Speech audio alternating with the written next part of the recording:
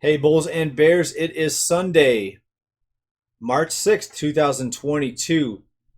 Really appreciate you being here. Did not put a video out yesterday. I've been holding back a little bit lately. I've been doing some other activities, and I had time to put out a video technically, but I didn't do enough research to be able to bring you what I thought was important enough news.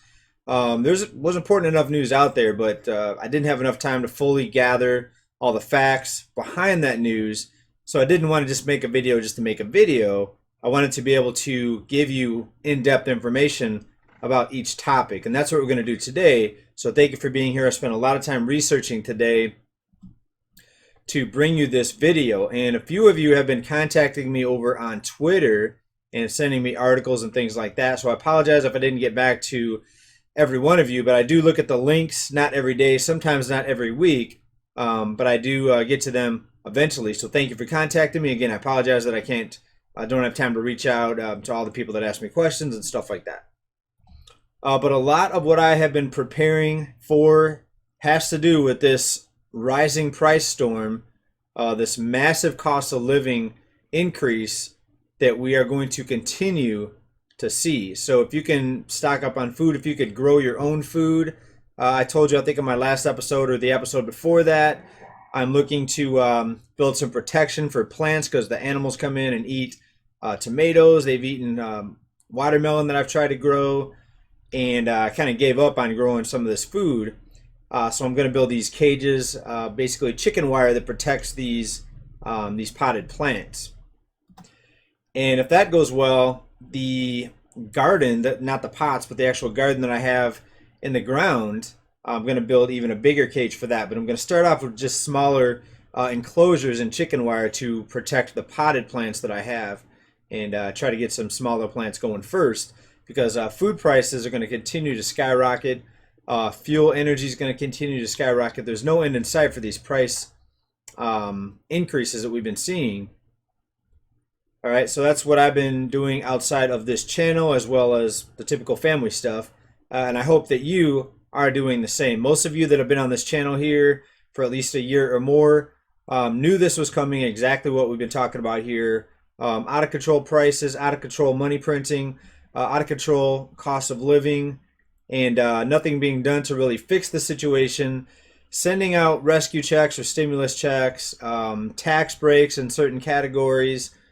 All that is rearranging deck chairs on the Titanic. It's not really going to fix the problem. It's not going to stop the ship from going down. I have heard from some of you and many of you down in comments that you have relocated out to a more rural area to get more land and for more safety, to not be in a bigger city with less crime. But there's something to think about with all of these bank closures. No matter how far you move out in the country, even out in the woods, you're going to have access to a bank. That's because taxes never end. There's death and taxes, right? So you could live out in the woods, but you're not going to be living tax-free unless you're squatting on someone else's land. But if you own the land, you're going to be paying taxes on it unless you have some sort of rare situation.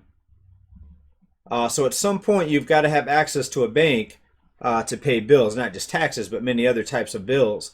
And with all these banks closing, it's becoming more and more difficult to move out of the city and very far out into the country. If you move to a small town and your only bank closes down, you're going to have big problems. And we saw record numbers of banks closing in 2021. And many of you may have saw that report that we put out a few months ago about these record bank closures. All right, so what is this telling us?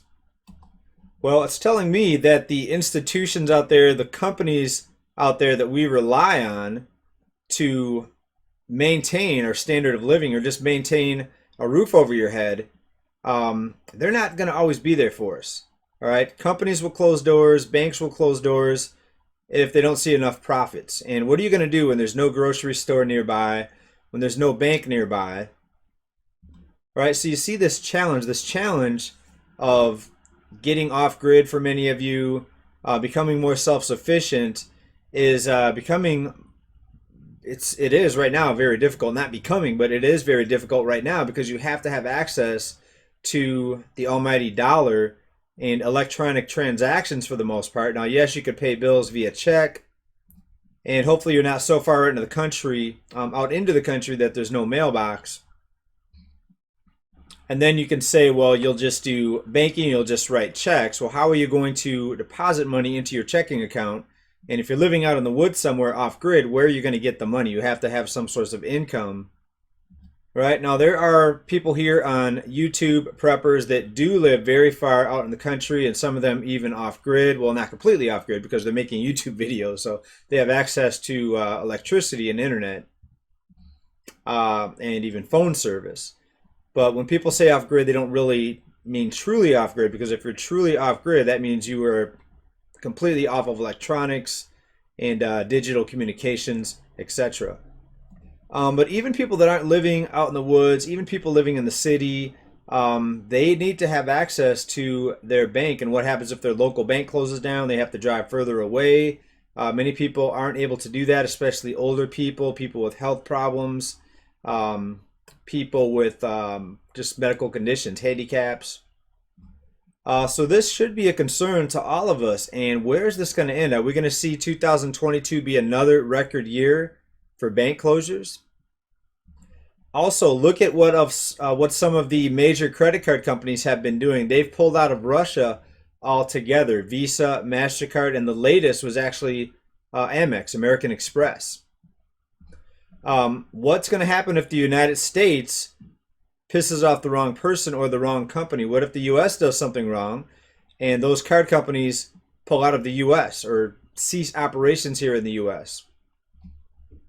How many people wouldn't be able to put food on the table if it were not for their credit cards or their debit cards and swiping those cards? I think it's a lot of people. I think it's in the millions, maybe even most of the country.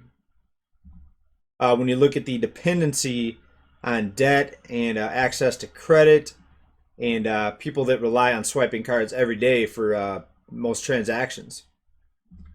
Now let's talk about oil. We've got oil spiking up to over $130. That's right, I said $130. Take a look at this. All right, it's settled down here to in the mid 125 range.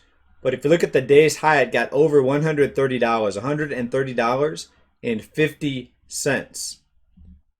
And most of you know, we told you this months ago that this was coming.